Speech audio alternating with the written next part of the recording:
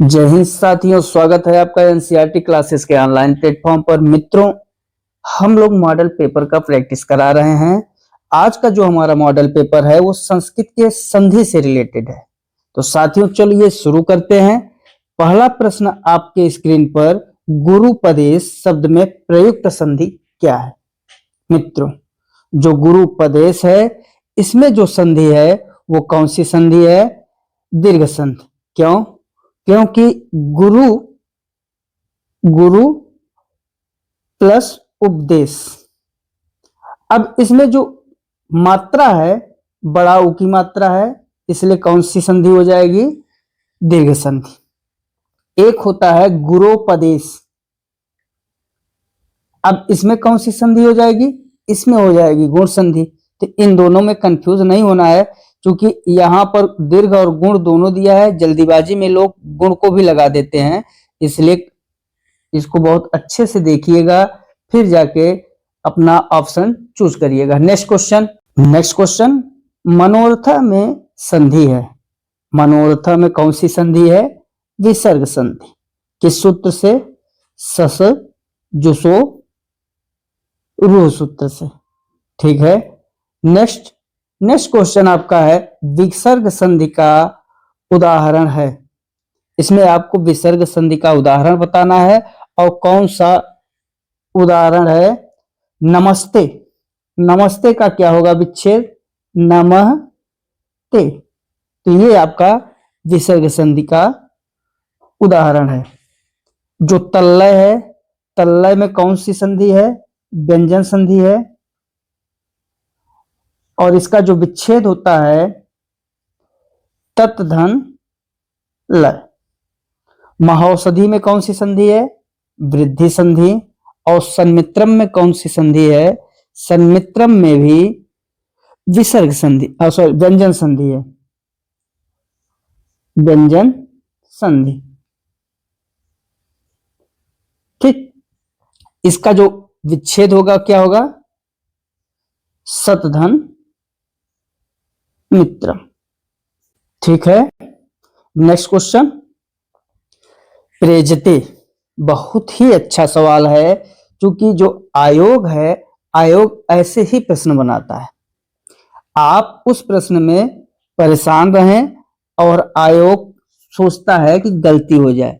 प्रेजते में संधि है। प्रेजते में कौन सी संधि है? पररूप संधि है। किस सूत्र से? एंग पररूपम। इसको हमने वीडियो में बहुत अच्छे से समझाया हुआ है, और ये उदाहरण भी लिया था, प्रेजते उपोसति। इसमें क्या है? इसमें ये जो एंग पररूपम सूत्र है, इसका मतलब हुआ कि अकारांत उपसर्ग के बाद ए या ओ आए तो उसके स्थान पर पररूप हो जाता है। ठीक है। अगर अ के बाद कोई उपसर्ग है, ए आता है, तो उसके जगह पे क्या होगा? ए। अगर अ के बाद ओ आता है तो क्या हो जाएगा? ओ। ठीक है। तो आपका कौन सा संधि है? पररूप संधि है। आप संस्कृत का संधि का वीडियो डाला है, वहां से जाके पूरा क्लियर कर लीजिए। नेक्स्ट क्वेश्चन कह रहा है, खड़ाम पद में कौन सी संधि है? खड़ाम पद में संधि है और किस सूत्र से है? साथियों, जो खड़ाम है इसमें इष्टुत्व संधि है। कौन सी संधि है? इष्टुत्व। अर्थात ये व्यंजन संधि का उदाहरण है, और व्यंजन संधि में ये श्रुत्व नहीं होगा, इष्टुत्व होगा। कौन सी संधि? इष्टुत्व संधि। ठीक है। आपका जो बी ऑप्शन श्रुत्व है, इसके जगह पे इष्टुत। और इसका हमने सूत्र आपको बताया है, इष्टो इष्टुना स्टु। जो सूत्र है इष्टुना स्टु, और पूरा जो सूत्र है इस्तो इष्टुना स्टु। इसका मतलब, इस्तो का मतलब सकार त वर्ग के बाद सकार ट वर्ग आए तो वहां पर कौन सी संधि हो जाती है? इष्टुत्व संधि हो जाती है। नेक्स्ट कह रहा है, मनीषा का संधि विच्छेद होगा। मनीषा। और इसका जो उत्तर होगा मनस धन ईसा, अर्थात कौन सा ऑप्शन सही है? D option is the right answer. साथियों, ये जो मनीषा है, मनीषा का विच्छेद आपने देखा एकदम हूबहू विसर्ग संधि जैसा हो रहा है, लेकिन ये विसर्ग संधि है नहीं, ये पररूप संधि है। कौन सी संधि है? पररूप संधि। और ये इसका जो विच्छेद हुआ और इसमें मनस धन ईसा आया है, तो ये क्यों आया है? ये जो है वार्तिक के कारण आया हुआ है, और ये अपवाद है जो हमने बताया था, सकंधु, करकंधु, मनीषा, उसी के तहत ये भी है कि कौन सी संधि है? पररूप संधि है। इसको विसर्ग संधि मत कहिएगा, इसलिए हमने बता दिया। नेक्स्ट क्वेश्चन, नेक्स्ट कह रहा है उपेंद्र का संधि विच्छेद होगा। साथियों, उपेंद्र उपेंद्र में कौन सी संधि है? देखिए, उपधन इंद्र। क्योंकि यहाँ उप एक सार्थक शब्द है और उप के बाद एक की मात्रा कौन सी संधि? गुण संधि। और गुण में जब ए आता है तो ये विखंडित होता है अ और ई में, तो उप हो गया और इंद्र हो गया, अर्थात कौन सा विकल्प सही है? उपधनित। A option is the right answer. Next question, next question आपका है संधि कहते हैं दो वर्णों के मेल को, दो पदों के मेल को नहीं, दो वाक्यों के मेल को नहीं, दो से अधिक पदों के मेल। पद तो शब्द हो गया और शब्द के मेल को संधि कहते ही नहीं, इसलिए कौन सा ऑप्शन सही होगा?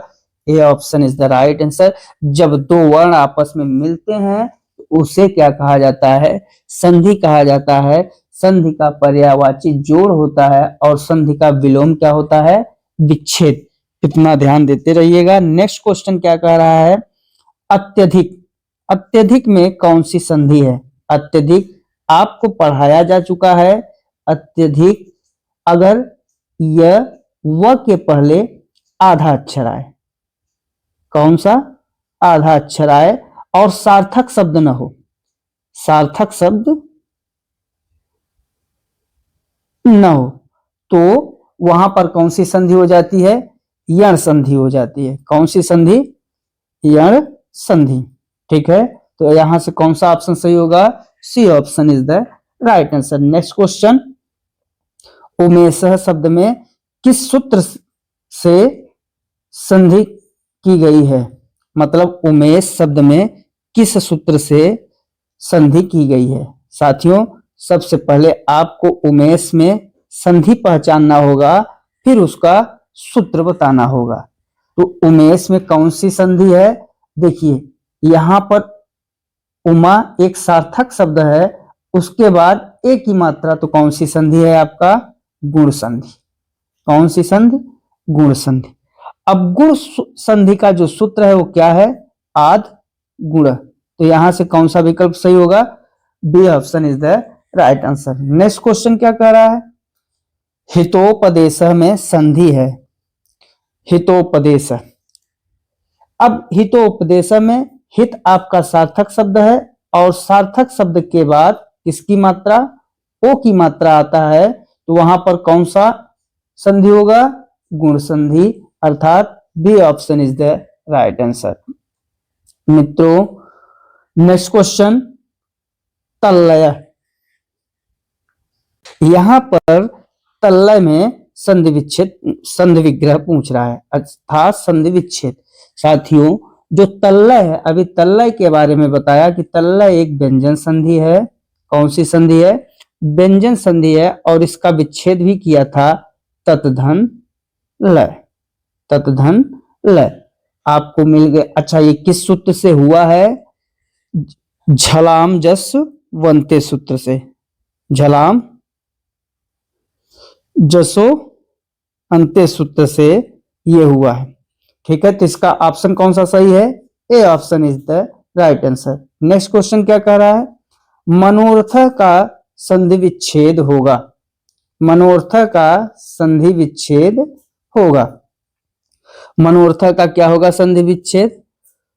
मनस धन रथ, अर्थात कौन सा ऑप्शन सही है? C option is the right answer. किस सूत्र से? वही सस जुसो रू सूत्र से। विसर्ग संधि है मनोरथ।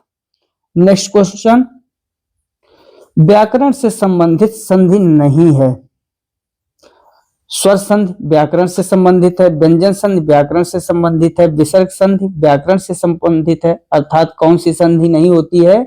मुख संधि हमने नहीं सुनी है, आप भी नहीं सुने होंगे, इसलिए यही ए option is the right answer. Next question, next कह रहा है अज्र संधि किसे कहते हैं?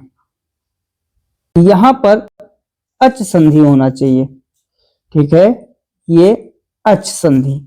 और अच का मतलब क्या होता है? अच आपका एक प्रत्याहार है और इस प्रत्याहार में संस्कृत वर्णमाला के संपूर्ण स्वर आते हैं, इसलिए स्वर संधि को अच संधि भी कहा जाता है।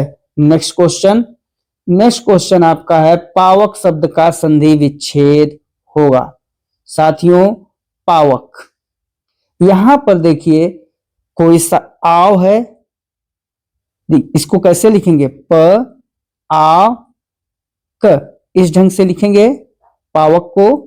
अब यहां आव है और जब आव आता है तो हम लोग क्या करते हैं? आ की जगह पे आओ, आओ की जगह पे तो क्या हो जाएगा? पौ धन अक, अर्थात कौन सा? C option is the right answer. पौधन अक कौन सी संधि है? आयादि संधि।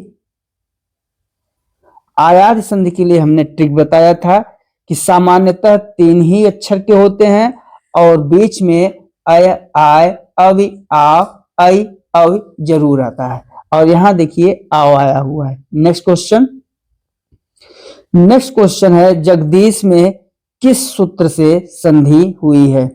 जगदीश बहुत बार परीक्षा में पूछा हुआ प्रश्न है और जगदीश में झलाम जसवंते सूत्र से संधि हुई है। झलाम जसवंते सूत्र से, ये किसके लिए है? झलाम जसवंते जस्त्व संधि के लिए है, ठीक है।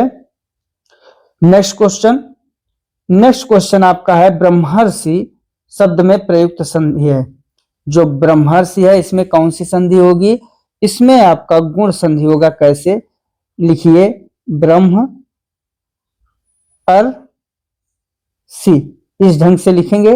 अब देखिए अर किसमें आता है? हमने बताया था ए की मात्रा, ओ की मात्रा, अर और अल किसमें आते हैं?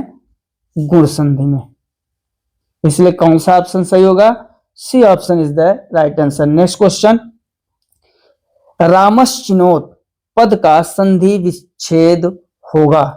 जो रामश्चिनोत है इसका संधि विच्छेद क्या होगा? रामस धन चिनोत, अर्थात कौन सा option? D option is the right answer, ठीक है। किस सूत्र से हुआ? स्तोष्णा चु, अर्थात कौन सी संधि है? ष्चुत्व संधि, ठीक है। नेक्स्ट क्वेश्चन कह रहा है भावुक शब्द का संधि विच्छेद होगा। भावुक, यहां पर भावुक, जो भावुक है, भावुक एक आयादि संधि है और आउ आया हुआ है आव। अब इसमें भव, भवधन उका हो जाएगा। क्या हो जाएगा? भवधन उका, अर्थात कौन सा ऑप्शन सही है? D option is the right answer. क्यों? क्योंकि अगर इसको हम लोग अच्छे से देखें, पूर्ण रूप से समझने की कोशिश करें, देखिए भा उ, अब इसको हम क्या लिखेंगे?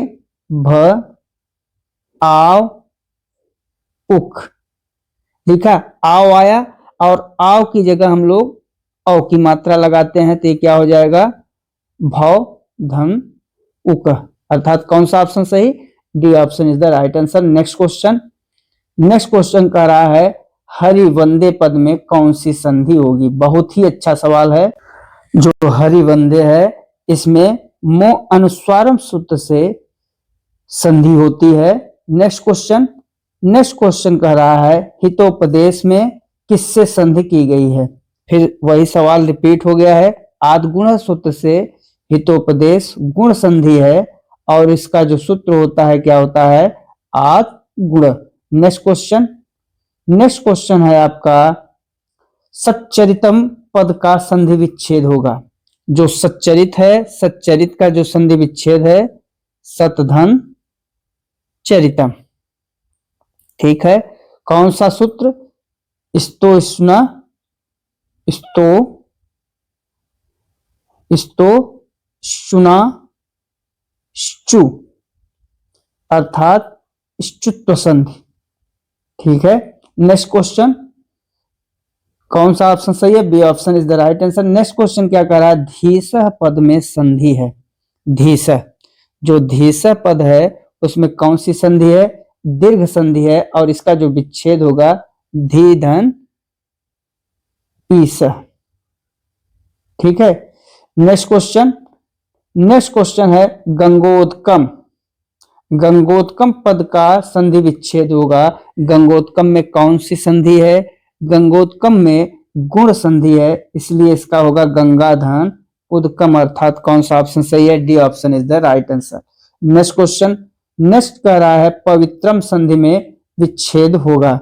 पवित्रम एक आयात संधि है और इसको देखिए अब निकल रहा है, इसका अगर हम लोग विच्छेद देखें प अव इत्रम।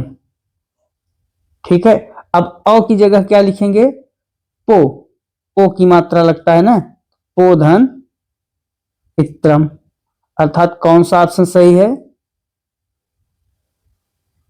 ए option is the right answer.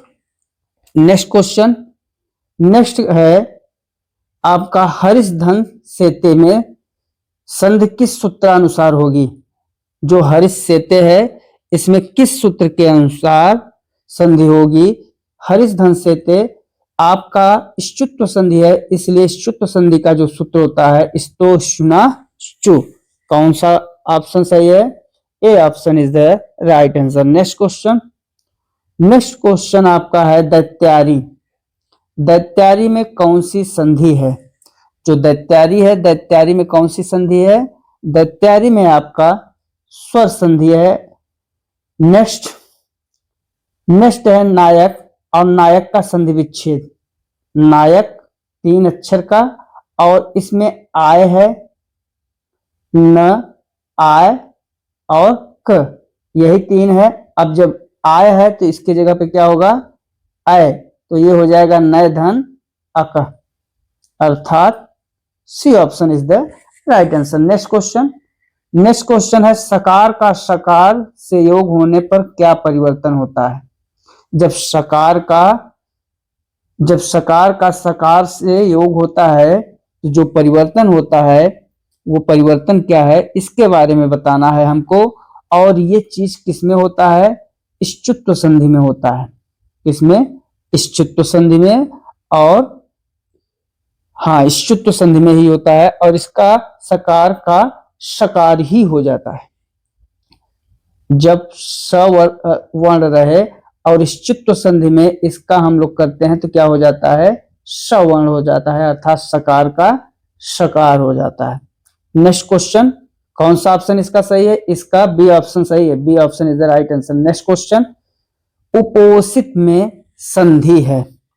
उपोषित में कौन सी संधि है, पररूप संधि। अभी हमने बताया था, उदाहरण देके पहला ही सवाल था, रेजते और उपोषित ये कौन सी संधि है, पररूप संधि है। किस सूत्र से, एंगी पर रूपम से। नेक्स्ट क्वेश्चन, नैके में संधि है। नैके में कौन सी संधि है, नैके में वृद्धि संधि है। कौन सी संधि है, वृद्धि संधि, और इसका जो विच्छेद होगा क्या होगा, न धन एके। नेक्स्ट क्वेश्चन क्या कह रहा है, नैके हो गया। नेक्स्ट क्वेश्चन आपके लिए है और आपको बताना है कमेंट में वसंत ऋतु में कौन सी संधि है, और इसका जो आपको उत्तर देना है कमेंट में देना है। तो मित्रों आज के ये 30 प्रश्न 32 प्रश्न आपके परीक्षा की दृष्टि से बहुत ही महत्वपूर्ण है। इनको अच्छे से तैयार करिए और आने वाले परीक्षा में एक अच्छा स्कोर प्राप्त करिए। साथियों अगर वीडियो आपको अच्छी लगे तो चैनल को लाइक, सब्सक्राइब और शेयर जरूर कर दिया करें, जिससे हम लोगों का भी हौसला अफजाई हो। तो मित्रों, आज बस यहीं तक, मिलते हैं अगले वीडियो में। तब तक के लिए जय हिंद, जय भारत, वंदे मातरम।